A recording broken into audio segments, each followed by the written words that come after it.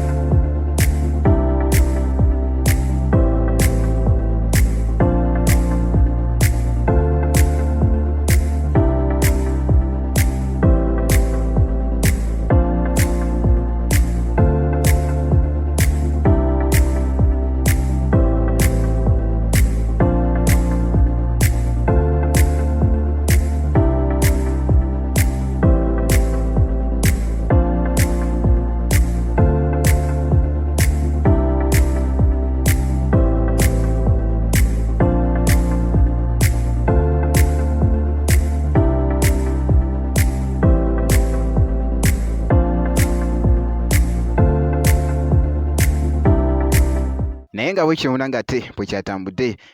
kyatambudde ddala bambi bulungi nnyo era nga omukyala munange ate Juliet zawedde yakikwasaganyiza ate eside eyo kati munange awokankuggyewoko ate nkutegeezeko nti no Pallaso eside eno kakati nga bwe tulabaawo muganda wange break up before Valentine eside eno nga enguliko Pallaso ng'emutta okufaako obufu era nga bolaba muganda wange neeno munange ate Coco Must Shine nga enguliko emutta eside eno muganda wange kyabadde kitambuye ddala bulungi nnyo.